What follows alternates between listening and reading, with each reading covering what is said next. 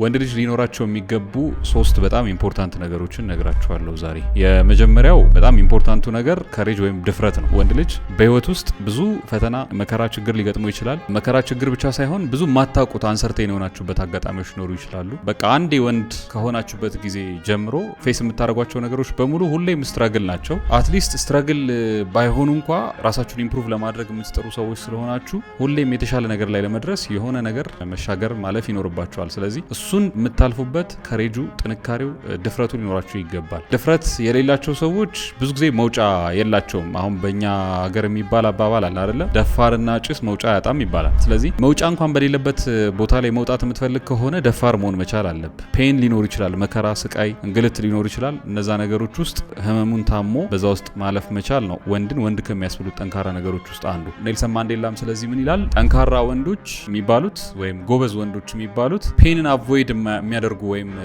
ከህመም፣ ከመከራ፣ ከስቃይ የሚሸሹ ሳይሆን በዛ መከራ ውስጥ ማለፍ የሚችሉ ወንዶች ናቸው ይላል። ስለዚህ ወንድ ልጅ በዋናነት እንደ ወንድ ሊኖረው ከሚገቡት ካራክተሮች ወይም አንተ ውስጥ መኖር ካለባቸው ተብሎ ከሚጠሩት ካራክተሮች ውስጥ አንዱ ድፍረት መሆን አለበት። ሁለተኛ ጥበብ ነው። ወንድ ልጅ ግዴታ እውቀት፣ ጥበብ ሊኖረው ይገባል። ማለት አስተዋይ መሆን መቻል አለበት። ሁሌ በህይወቱ ውስጥ የሚገጥሙ ነገሮች የሚቀያየሩ ወይም ደግሞ ተመሳሳይ ያልሆኑ ነገሮች ናቸውና ተመሳሳይ ባለመሆናቸው ምክንያት በየዕለቱ አዳዲስ ነገሮች ማድረግ ስለሚኖርብህ በየዕለቱ ራስን አፕዴት ማድረግ መቻል አለብህ። ለዚህ ወንድ ልጅ አንባቢ መሆን አለበት። በተቻለ አቅም ራስን አፕዴት ማድረግ አለብህ፣ ማወቅ አለብህ፣ ማንበብ አለብህ። በየዕለቱ ትናንት ከነበርክበት ማንነት አንድ ስቴፕ መሻገር አለብህ። ስለ አካባቢህ ማወቅ አለብህ። ስለምትማረው ትምህርት በደንብ አንደርስታንድ ማድረግ መቻል አለብህ። ስለምትሰራው ስራ ከሌሎች የተሻለ አንደርስታንዲንግ ሊኖር ይገባል። ያኔ ነው ሃየርማን ወይም ከሌሎቹ ወንዶች የተሻለ ወንድ ልትባል የምትችለው። ከዚህ ሁሉ በላይ ደግሞ ከፍ የሚያደርግህ እውቀት ይሄ ሰልፍ ኖሌጅ የሚባለው ወይም ራስን ማወቅ የሚባለው ነው። ራሱን በትክክል አንደርስታንድ ያላደረገ ወንድ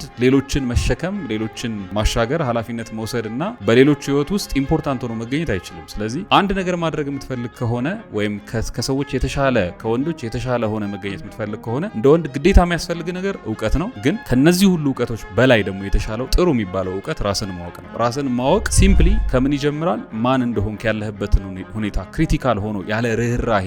በጣም ሰዎች ኮምፕሌን በማድረግ ለራሳችን ርህራሄ በማድረግ ሪዝን በመስጠት ለምሳሌ እንደዚህ እኮ የሆንኩት እንዲህ ስለሆነ ነው፣ እንደዚህ አይነት ስራ ያላገኘሁት እንደዚህ ስለሆንኩ ነው የሚል ለራሳችን በጣም ርህራሄ እናደርጋለን። ይሄ ወንዶች ጋር አስማች አስፖስብል ብዙ መኖር የለበትም። ማለት ሰው ስለሆንክ ትንሽ ለራስ መራራት አለብህ። ነገር ግን ራስን ኢምፕሩቭ ማድረግ የምትፈልግ ከሆነ ራስህን ወቅ። ራስህን ስታግን ያለ ርህራሄ ራስህን ቅጣው። ማለት እዚህ ላለህበት አሁን ላለህበት ደረጃ አሁን ለተገኘህበት ውድቀት ተጠያቂው አንተና አንተ ብቻ ነህ። ይህንን ማን ነው ኢምፕሩቭ ማድረግ የሚችለው? ራስህ ብቻ ነህ። ስለዚህ ጊዜ ወስደህ ኃላፊነት ወስደህ ራስህን ለማወቅ ሞክር። ከዛ ራስህን ኢምፕሩቭ አድርግ። አንድ ስቴፕ ቀድመህ ለመገኘት ሞክር። ከሁሉም እውቀት በላይ የተሻለው እውቀት ራስን ማወቅ ነው ይላል አርስቶትል። ስለዚህ ሁለተኛው ወንድ ልጅ ወንድ ለመሆን ወይም ደግሞ የተሻለ ዘ ኦቨርሜንች የሚለው ኒቼ ማለት ነው የተሻለ ወንድ ሆኖ ለመገኘት ከሚያስፈልገው ነገሮች ውስጥ ሁለተኛው ራስን ማወቅ ነው። ሶስተኛ በጣም ወንድ ልጅ ሊኖረው ከሚገቡ ነገሮች መካከል አንዱ ዲሲፕሊን ነው። ዲሲፕሊን ማለት ብዙ ጊዜ አቢዩዝ የሚደረግ ቃል ስለሆነ ክሊርሊ በደንብ አንደርስታንድ እንድታደርጉት አድርጌ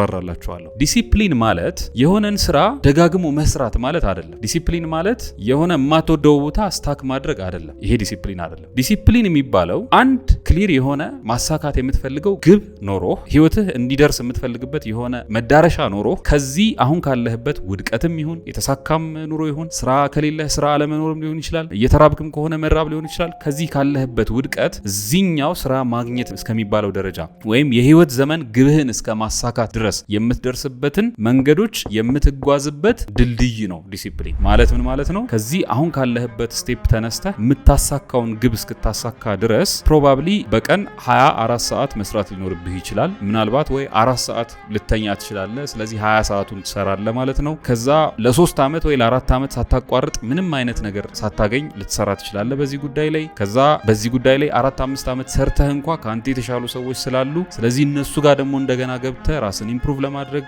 እየጣርክ ሊሆን ይችላል። ጊዜያዊ ደስታዎችህን በሙሉ እየገደልክ ነው ማለት ነው። ልትዝናና ልትደሰት የምትችልበትን አጋጣሚዎች በሙሉ እያጠፋህ ነው ማለት ነው። ወይም እዚህ ጋር ከመድረስ ሌሎች አቋራጭ በሾርት ከት ህይወትህን ልታስተካከለው ልታሳምርበት ብዬ እችላለሁ ብለህ የምታስባቸውን እድሎች በሙሉ ትተህ ከዚህኛው ተነስተህ እዚህኛው እስክትደርስ ድረስ ቀጥ ያለ ያልተዛባ ሁሌም ያልተቋረጠ ስራ የምትሰራበት መንገድ እሱ ዲሲፕሊን ይባላል። ይህንን ለማድረግ ፈቃደኛ ያልሆነ ወንድ ወይም ለስሜቶቹ የሚገዛ ወንድ ወይም እነዚህ መከፈል ያለባቸውን ሳክሪፋይሶች ለመክፈል ፈቃደኛ ያልሆነ ወንድ መድረስ የሚፈልግበት ቦታ ላይ መድረስ አይችልም። ስለዚህ ስትደርስ የምታገኘውን ደስታ አስበህ ሳይሆን ይሄንን ስኬትህን ወይም ማሳካት የምትፈልገውን ነገር ማሳካትህ ሳይሆን ድል የሚባለው ይሄንን ለማሳካት በምትሄዳቸው መንገዶች ውስጥ የምትማራቸው ባህሪያት እነሱን ነው ዲሲፕሊን የምንላቸው። ለምሳሌ ሚሊዮነር ሆንክ በቀላሉ በድልም ይሁን በሆነ ነገር ብታጣው ተመልሰ ሚሊዮነር መሆን ትችላለህ ወይ? ያ ነው ዲሲፕሊን የሚባለው። ጎበዝ የሆነ ፕሮፌሽን ላይ ጎበዝ ፕሮፌሽናል ሆንክ እንበል። እሱን ነገር ኮምፕሊትሊ ብታጣው፣ ጥሩ ስራ አግኝተህ ከነበረ እሱን ኮምፕሊትሊ ብታጣው ያንን ህይወት መልሰ ሪጌይን ማድረግ ትችላለህ ወይ የሚለው ነው ዲሲፕሊንድ ነህ ወይ የሚለውን ዲፋይን የሚያደርገው። መልሰ ሪጌይን ማድረግ የማትችል ከሆነ አሁን ያሳካኸው ህይወት በድንገት የተሳካ ነው፣ በስራ ወይ በዲሲፕሊን ያመጣኸው አይደለም ማለት ነው። መልሰ ማሳካት የምትችለው ከሆነ ግን ያንን ያሳካህበትን መንገድ ስለምታውቀውና እነዛን የሄድክባቸው መንገዶች ውስጥ ደግሞ የሰራሃቸው ማንነቶች ስላሉ በዛ ማንነትህና በሄድክባቸው መንገዶች ተጠቅመህ ትናንትና ከመውደቅ በፊት የደረስክበት ቦታ ላይ በቀላሉ መድረስ ትችላለህ። ቀላል ኤግዛምፕል ልስጣችሁና ይሄንን ቪዲዮን ጨርስ። ቢል ጌትስ አንድ ጊዜ ኢንተርቪው ሲደረግ በዓለም ላይ ያላቸው ሀብታሞች በሙሉ ያለው ገንዘብ ተሰብስቦ ለሁሉም ሰው እኩል ቢካፈልና ከዛ በኋላ ሁላችሁም እንደሌላው ሰው እንደተራው ሰው ብር ቢደርሳችሁ ምንድነው የምታደርጉት ተብሎ ተጠይቆ ነበር እና በአንድ ወር ውስጥ ፕሮባብሊ መልሰን እናገኘዋል። በአጭር ጊዜ ውስጥ እንመልሰውና እኔ መልሼ ቢሊዮነር መሆን ይመስለኛል አለ። ምክንያቱም ምንድነው ሲባል እኔ ብሩ አይደለም አሁን እጄ ላይ ያለው ብሩን ያመጣሁበትን መንገድ አውቀዋለሁ። ስለዚህ ኮንሱመር አይደለም ቢል ጌትስ። ኮንሱመር የሆነ ሰው ግን ብሩን ሲያገኝ ኢሚዲየትሊ ዕቃ ለመግዛት የሆነ ነገር ለማድረግ ምናምን ነው የሚሄደው። እነዚህ ሰዎች ግን ብሩን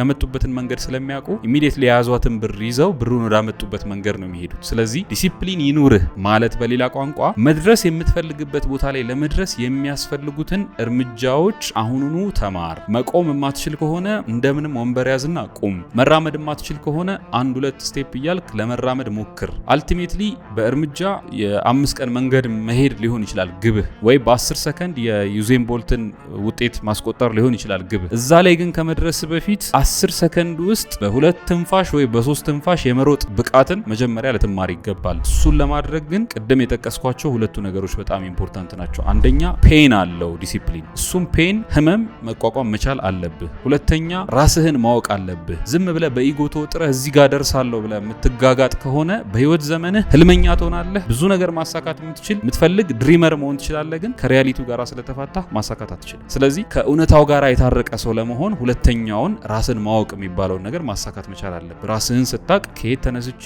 የቱ ጋር ማድረስ እችላለሁ ራሴ የሚለውን አንደርስታንድ ታደርጋለህ። እነዚህን ሁለቱን ነገሮች አኳየር ያደረግክ ቀን ዲሲፕሊንህን ለመፍጠር ወይም እዚህ የምትፈልግበት ቦታ ላይ ለመድረስ የሚያስፈልገውን ዲሲፕሊን ለማምጣት የሚያስፈልገው ማቴሪያል በሙሉ ይኖርሃል ማለት ነው። ስለዚህ ወንድ ልጅ 3 ነገሮች ሊኖሩት ይገባል። አንደኛ ከሬጅ ወይም ድፍረት ሊኖረው ይገባል። ደፋር ያልሆነ ወንድ እዚህ ዓለም ላይ ሰርቫይቭ ማድረግ የሚችል አይመስለኝም። ሁለተኛ ራሱን ማወቅ መቻል አለበት። ራሱን ያላወቀ ወንድ ለሌሎች ጫንቃ፣ ለሌሎች ተሸካሚ፣ ሌሎችን የሚያሳልፍ መሆን ይችላል ብዬ አላምንም። ሶስተኛ ዲሲፕሊንድ መሆን አለበት ወንድ ልጅ። ዲሲፕሊንድ ያልሆነ ወንድ ካሰበበት መድረስ አይችልም። ህልም እያለመ ድሪመር ሆኖ የሚኖር ዝም ብሎ የቤተ ሙከራ አይጥ ነው የሚሆነው ብዬ ነው ማስበው። ስለዚህ ትልቅ ወንድ፣ ስኬታማ ወንድ፣ አንድ ስቴፕ ከሌሎች ከፍ ያለ ወንድ መሆን ከፈለጋችሁ እነዚህ 3ቱን ነገሮች አሳኩ።